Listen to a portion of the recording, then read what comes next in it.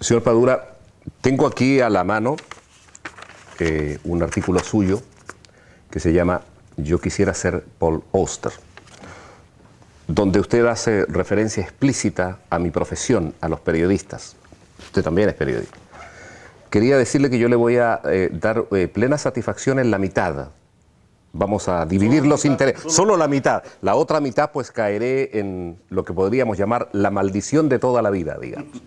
Pero comencemos con la primera y buena mitad. Usted se pregunta en un momento determinado, a mí me gustaría que los periodistas me preguntaran qué es lo que pretendo yo con mi literatura. Y eso es lo que yo quiero preguntarle para comenzar entonces.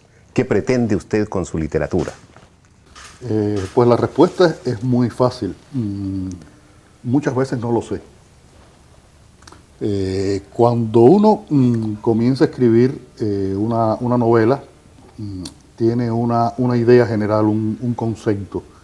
Y ese concepto, a medida que va escribiendo, va tomando forma narrativa. Porque bueno, no es lo mismo cuando uno escribe un ensayo, que ya sí tiene que tener de alguna manera una hipótesis que trata de demostrar a lo largo de ese estudio. En la novela muchas veces los acontecimientos que generan los personajes, que generan las situaciones, te van llevando por caminos que a veces pueden ser un poco inesperados. De tal manera que usted cree en aquello que, si la cosa está bien concebida, tanto los personajes como las situaciones comienzan a cobrar vida y a funcionar por sí mismas. Sí, en muchos casos sí, y yo he tenido momentos en que he tratado de conducir a los personajes por un camino y los personajes me han dado en la mano y me han dicho, no, por ahí no, por ahí yo no puedo ir. Pero sí hay algo que es importante. Yo he tratado en mi literatura, desde que comencé a escribir a principios de los años 80, de manera en esa época todavía muy, digamos, cándida, inocente, de aprendiz, y después ya en los años 90 con una capacidad más profesional. He tratado de que mi literatura siempre comunique al lector elementos de la realidad cubana que no tengan que ver solamente con la cotidianidad que se está viviendo, sino que tengan que ver con la espiritualidad, con el pensamiento, con las expectativas de los cubanos. Nunca escribo una novela si no quiero decir algo con esa novela. Es decir, no me interesa escribir una historia porque pueda ser atractiva dramáticamente, porque pueda tener un desarrollo que resulte interesante y atrape al lector, sino que eso también me interesa, pero me interesa sobre todo decir algo, que mis novelas de alguna manera digan algo de esa realidad que yo he vivido en Cuba. Así sea una novela policial como la que usted acostumbraba a escribir. Bueno, sobre todo en las novelas policiales, creo. Cuando uno escribe una novela como El hombre que amaba a los perros, que tiene que ver con el asesinato de Trotsky, con todo el fenómeno de la perversión de la utopía socialista en el siglo XX, está muy claro. Cuando escribo las novelas policiales, tengo siempre una intención social por encima de la policial. Yo le llamo falsos policíacos, porque yo utilizo la estructura y algunos elementos de la novela policial fundamentalmente para hacer una novela social, una novela que hable sobre personajes, situaciones, condiciones de la vida en Cuba, que muchas veces solamente se tratan en la narrativa, porque hay un problema, y es que el periodismo en Cuba ha sido muy poco reflexivo con respecto a la realidad que se ha vivido en Cuba. Y mucha de la crónica de la actualidad cubana que se ha hecho en los últimos 20 años se ha hecho en la narrativa, en la novela, en el cuento. No solo por mí, sino por otros muchos autores, porque hay ese vacío de reflexión. Y de alguna manera yo siento que cuando estoy escribiendo estas novelas estoy haciendo como desde el presente la memoria del futuro. Yo soy un obseso de la memoria y el olvido. Y por eso creo que estoy haciendo la memoria del futuro. Y siempre digo, bueno, cuando un lector del año 2050 lea un periódico del año 1998 y lea mi novela de 1998, va a pensar, bueno, estos son dos países diferentes. Y puedes estar seguro, José, de que el país de mi novela se parece mucho más al país de la realidad que el del periódico. Decía usted al pasar, yo soy un obseso de la memoria y el olvido. Y usted sabe también como yo que este es un tema candente, en algunos países más que otros. Sin ir más lejos, aquel que le dio la nacionalidad hace poquito, ¿verdad?, en España, es un tema que está muy vivo. Pero yo quiero tratarlo más bien desde el punto de general, no quiero entrar en los detalles particulares, pero hay como una lucha entre la memoria y el olvido que no abarca solo el aspecto político. Yo creo que abarca muchísimo más que eso. ¿Por qué es un obseso de aquello?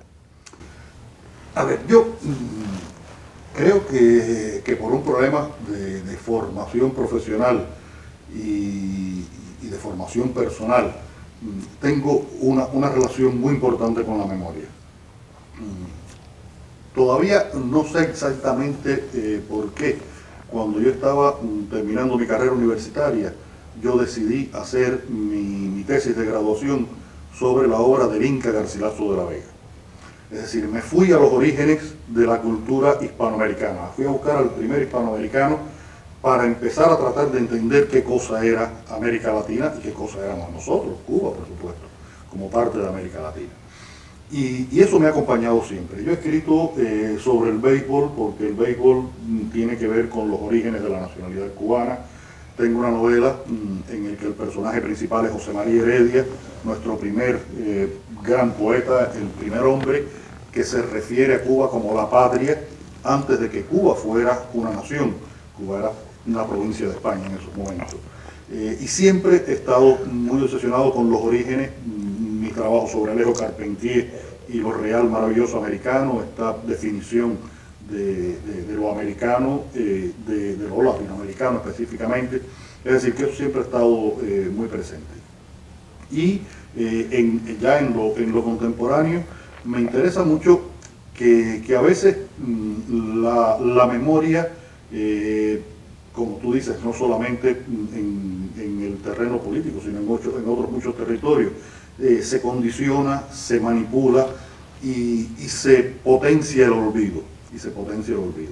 Hace 5 años en Cuba hubo un debate muy intenso en los medios culturales con respecto a partir de unos personajes que fueron claves en todo el proceso de represión cultural de los años 70 que se vivió en Cuba, lo que se llamó el quinquenio gris o el decenio negro.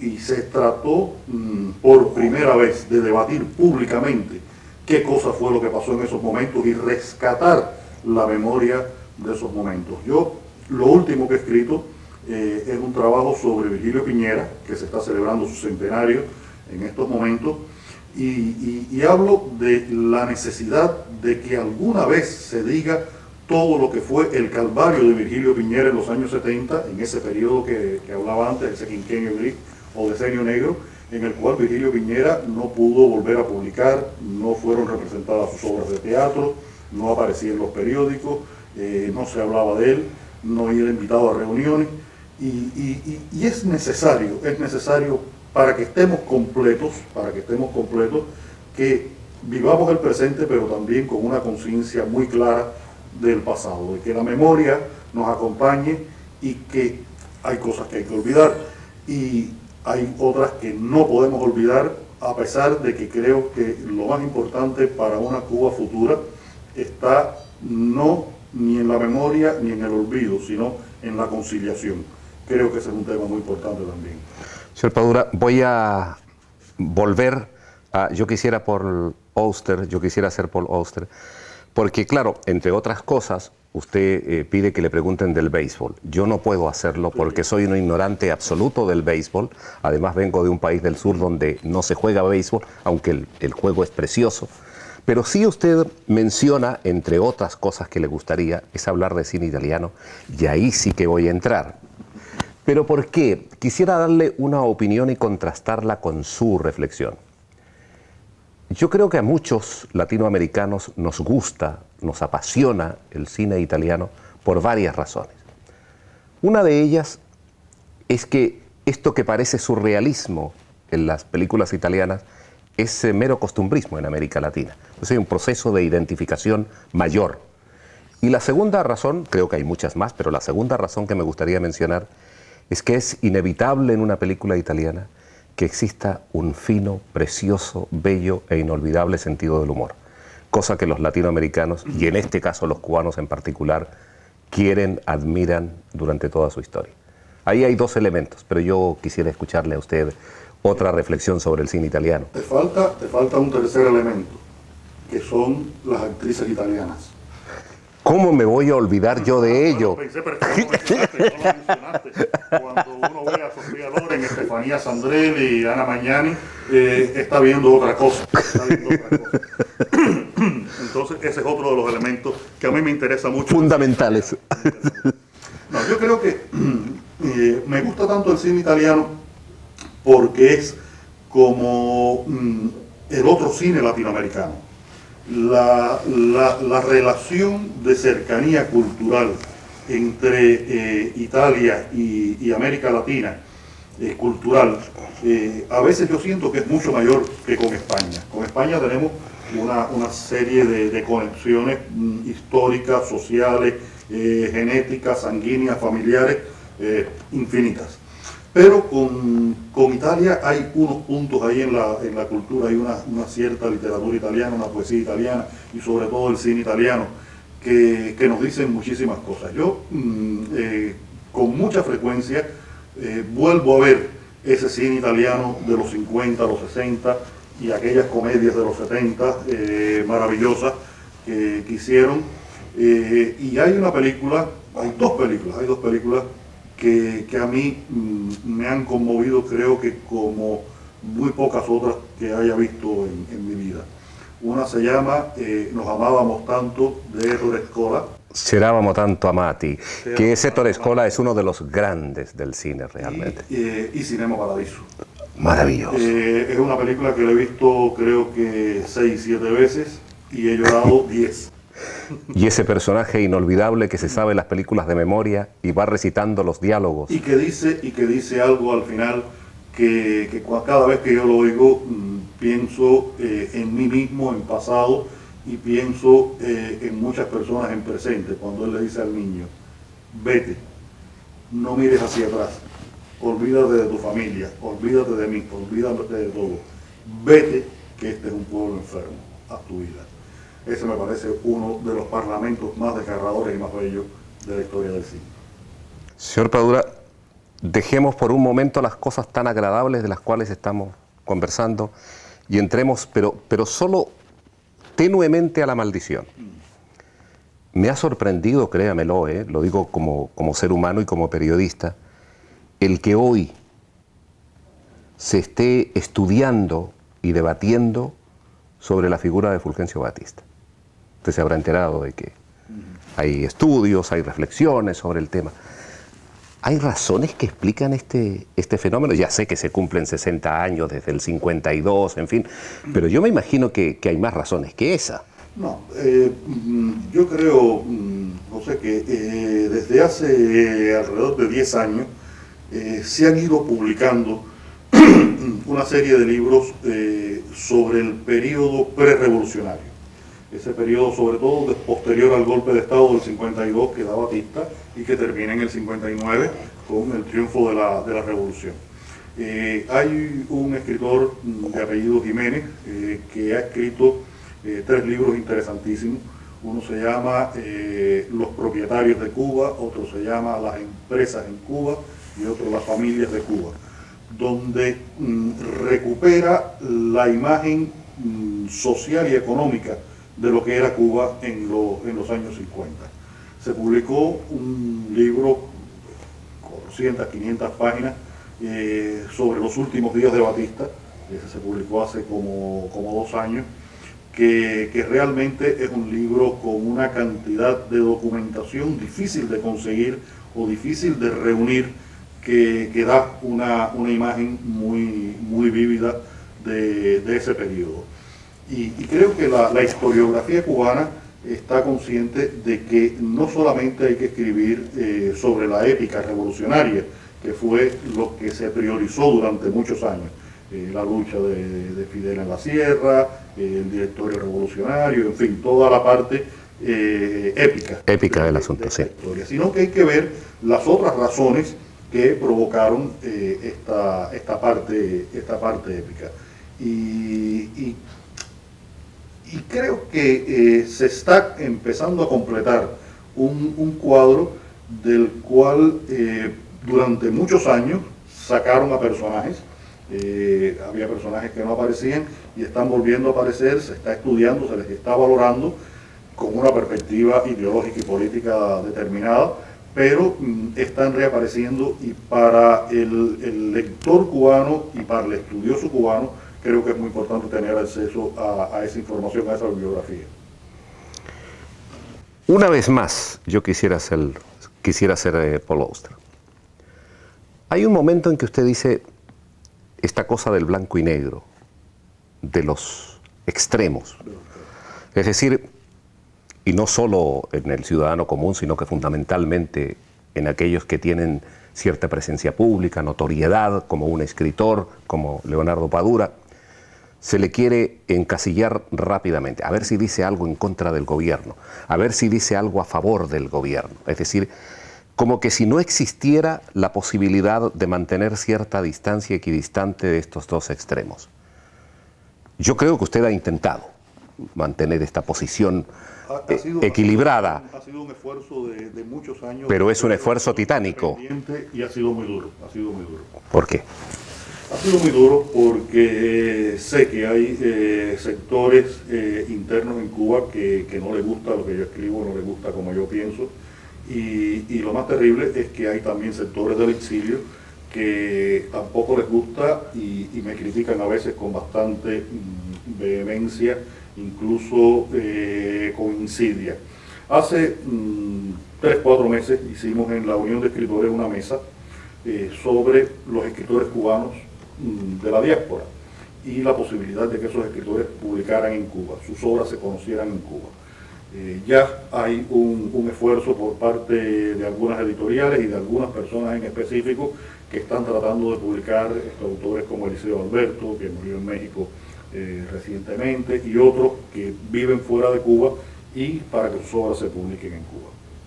Y en esa mesa yo dije algo que lo sostengo como algo que me parece que no es posible discutirlo, y es que ningún gobierno, partido, Estado, por razones políticas, puede excluir de su pertenencia nacional a un escritor. Un escritor tiene su pertenencia nacional porque es algo inalienable a su condición. Y que por lo tanto se publiquen o no se publiquen en Cuba, por las razones que sean, razones políticas muchas veces en estos casos, esos escritores siguen siendo escritores cubanos. Y que por eso me parecía inadmisible que cuando se publicaba un diccionario de la literatura cubana, un nombre como el de Guillermo Cabrera Infante no apareciera, o un diccionario de la música cubana y no apareciera Celia Cruz, cuando sin Celia Cruz y sin Guillermo Cabrera Infante no se puede escribir la historia de la cultura cubana, como todo el mundo sabe. Bueno, pues eso me costó, y la participación de otras personas, en fin, un disgusto bastante grande, porque los ataques llegaron al punto de acusarme de que yo estaba haciendo la política cultural del Ministerio de Cultura como agente de la seguridad del Estado que soy. Entonces uno dice, bueno, ¿con qué bando se puede aliar?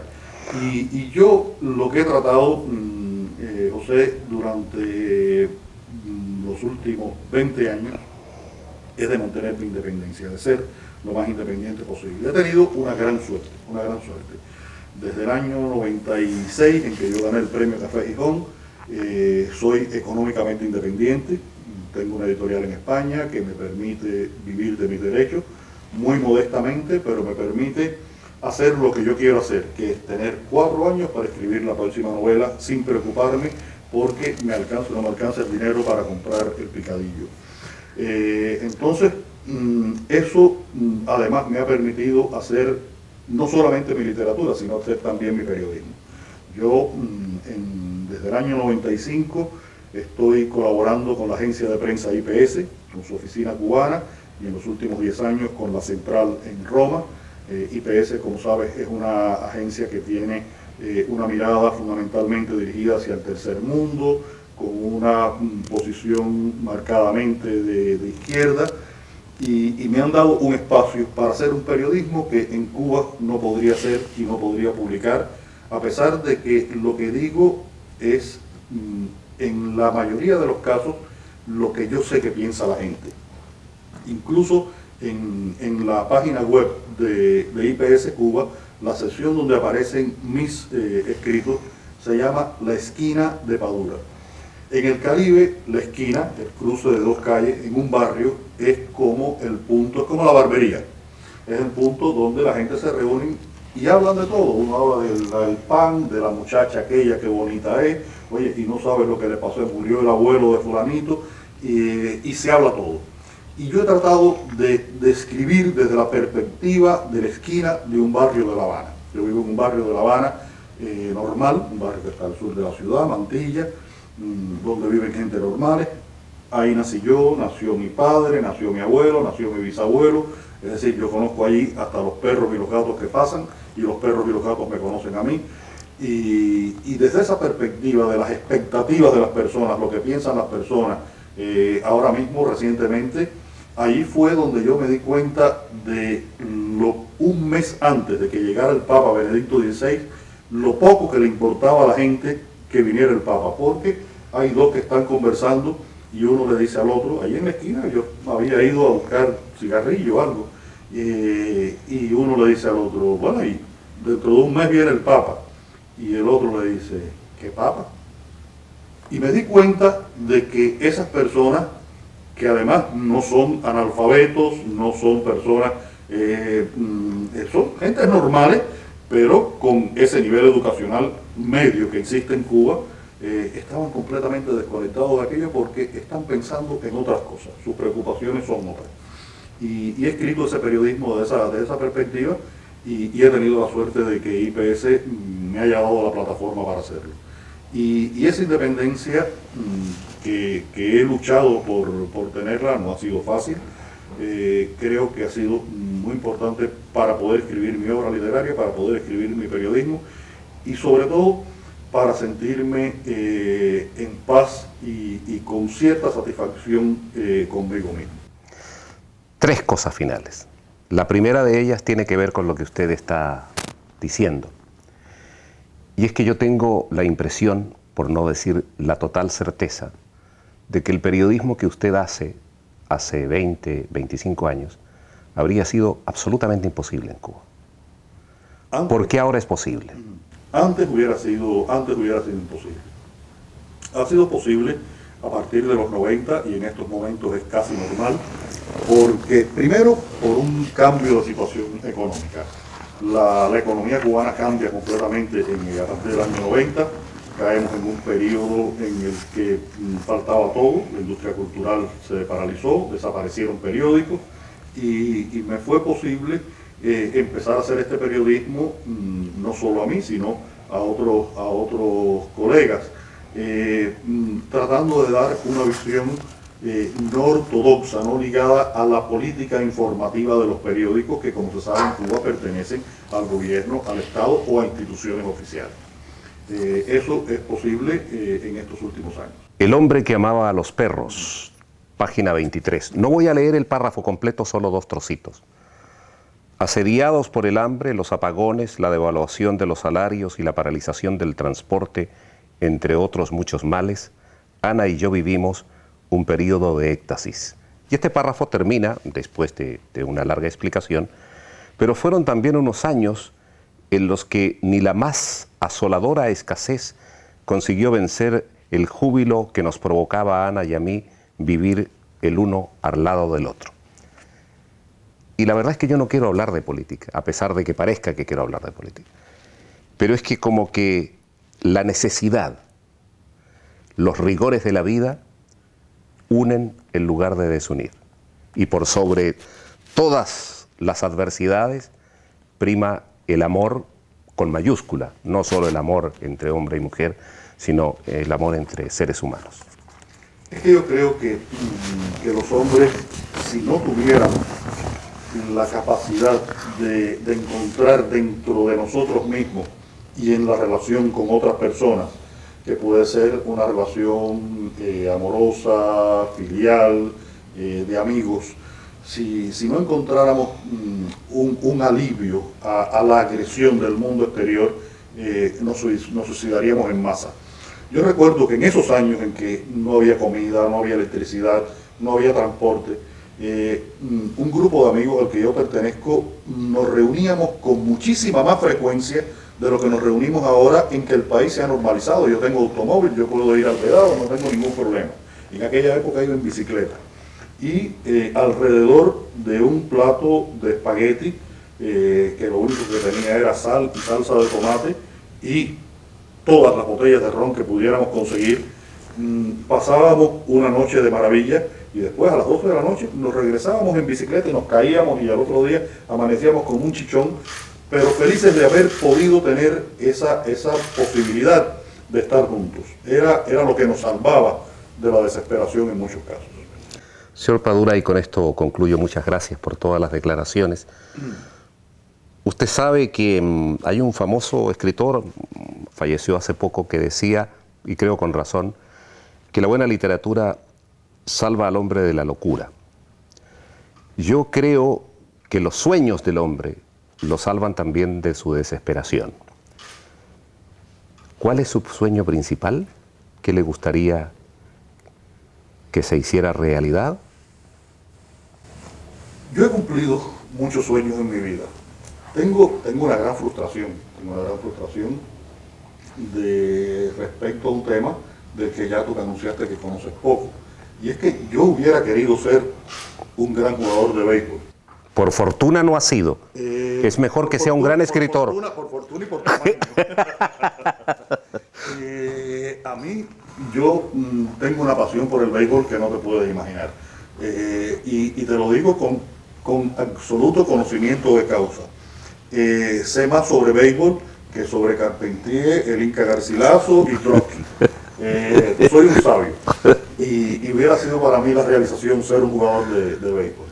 Después he logrado, escribiendo, muchísimas satisfacciones. Mis libros han publicado, se han traducido, he ganado premios importantes con mi trabajo. No pertenezco a ningún grupo literario, no estoy en ninguna componenda que pueda decirse, bueno, te han favorecido. Al contrario, creo que ha sido esa capacidad de decir, este libro hay que escribirlo y volver a escribirlo y reescribirlo y volverlo a revisar y estar 5 años trabajando en un libro. Y mi sueño es que Cuba sea un país normal, que las personas puedan vivir dignamente con su salario, con su trabajo.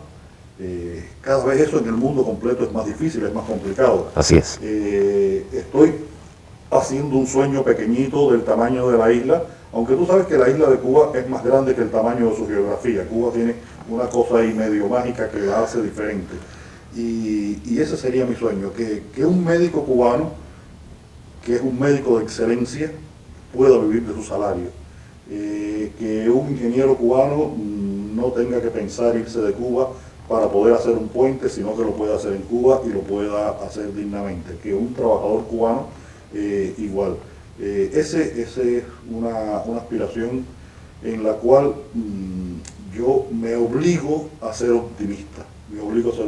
Muchas veces soy pesimista, pero me obligo a ser optimista.